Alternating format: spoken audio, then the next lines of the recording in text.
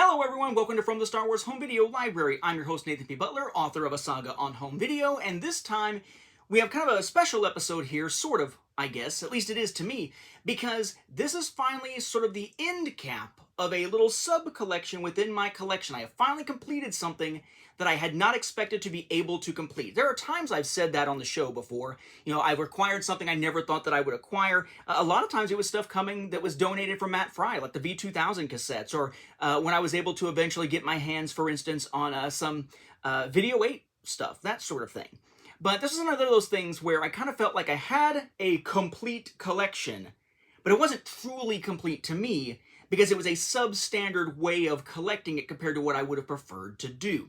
And we saw the last time that I made a huge leap in this, thanks to an eBay purchase, back in episode number 432. And now we complete the circle and wrap it up here. What I'm talking about, of course, for those who are kind of familiar with my story and are kind of like, I kind of know what he's saying.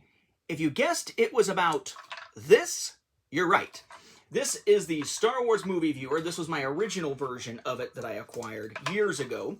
You have these big brick-like cassettes to the thing that basically you just kind of stick in here, you snap it in, and then you hold this part up to a light source, and you crank.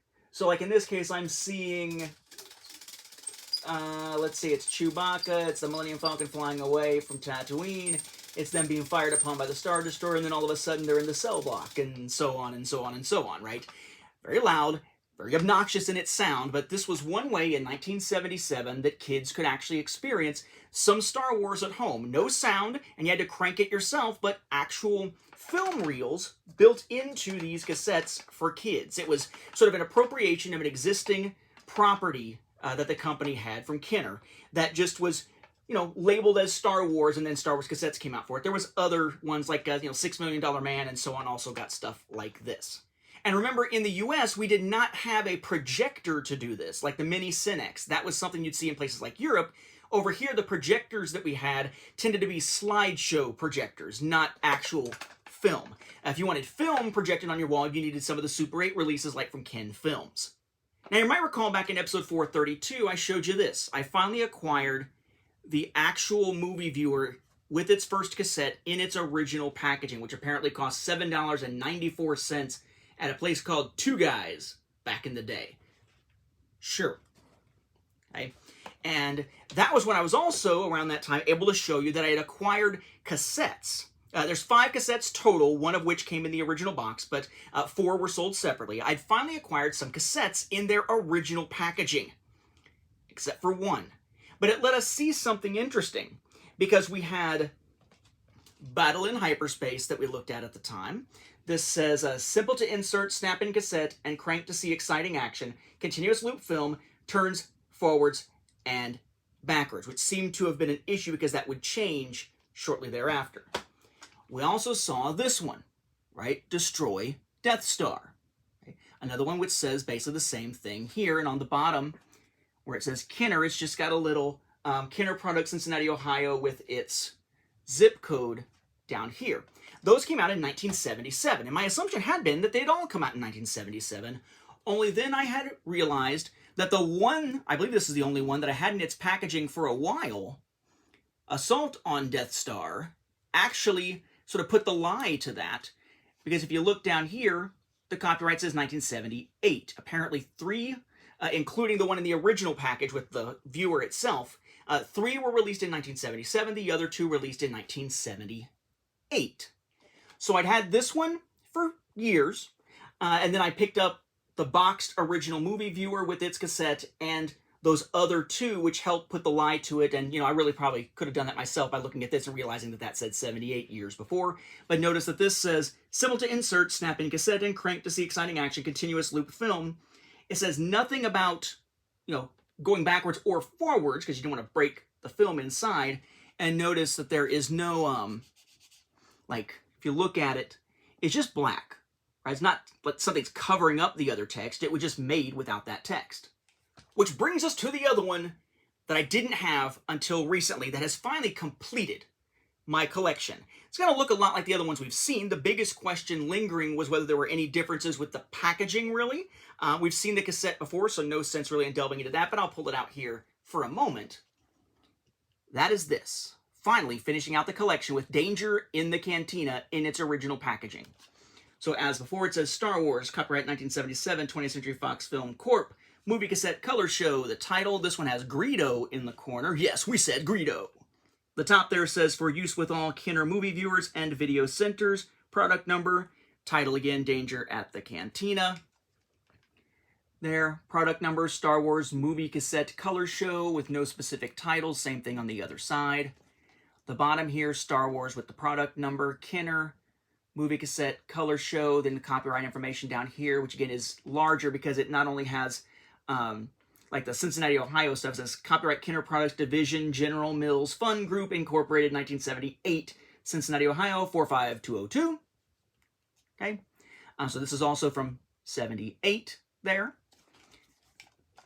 The back, also available are these cassette color shows and product number, and then it lists them, and you'll know that this is the one from 78 because it lists Destroy Death Star, Battle in Hyperspace, Assault on Death Star, and Danger at the Cantina as also available, whereas in 77 it only listed the 77 ones. Also includes the Bionic Woman and $6 Million Man cassettes there. Refund instructions for that offer that's promoted. The slip for that. Interestingly, this one has a hole in it because someone cut out the proof of purchase, probably to make use of maybe the money-back coupon, which is kind of interesting there. Kind of a bit of nostalgia. I'm not really mad about that because it's kind of cool that somebody probably actually used this and maybe got the slip off of another sheet or something. Because it's just that coupon and 2 proof of purchase seals, right? So they only needed 1 of these, so presumably the other one they bought, the box got destroyed to pull this and its. This was just cut out here, leaving the rest intact, which is pretty surprising.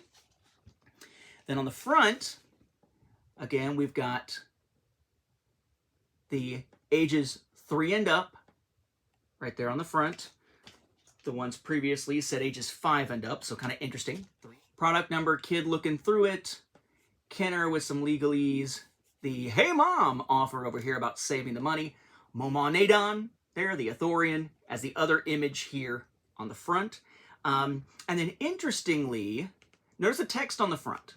Okay? Simple to insert, snap in cassette, and crank to see exciting action. Okay? Continuous loop film. So it's basically what this one says, not what these in 77 said, except if you look very, very closely, and you may not be able to see it, turns backward and forwards is actually on here, but it is blacked out. And it's not blacked out like someone took a marker to it. It's blacked out as if somewhere during the production process, instead of deleting that, or whatever you would call it, they just made it so it came through so dark that it really wasn't visible. I don't know if you can see that or not. I'm trying. See that little bit of discoloration underneath continuous loop film? That's where it says turns forward and backwards, except it's, again, it's blacked out in some professional, non-marker sort of way. So kind of an interesting thing to see. It's like there's an evolution of age level, which we already knew, 77 to 78, which I knew once I got the newer ones here. But then, interestingly, the text there, and of course the absence of the little seal and everything, but the text there not only changing, but having 3 different versions on the packaging, depending on which one we're looking at. The full version, the truncated version, and one in between where it's got the full version text, but it is made into the truncated version because it is blacked out, just not well enough to actually have the text completely gone. Kind of an interesting approach here, but I'm very happy to have been able to finally find this. I had a Danger at the Cantina search in there for a while, and thankfully I did have a search for Danger at the Cantina because the person who put this up there didn't mention Movie Viewer, I don't think, at all. I think they called it Movie Cassette or something like that. So thankfully, searching by the title, found it. Meant a lot more random emails from eBay. Finally did manage to find this one. So thankfully, finally, with 5 products in hand, I now have the complete collection in the original packaging for the Star Wars Movie Viewer and its cassettes. I am stoked. Kind of wish I had gotten these at some point before putting out a second edition of a Saga on Home video, but this just gives me more fodder if someday I do some kind of like supplemental document to go with it or something. So with that, we'll wrap up this episode and this part of my collecting. Thank you for watching, and may the Force be with the home video viewers, even if you got a crank to do it.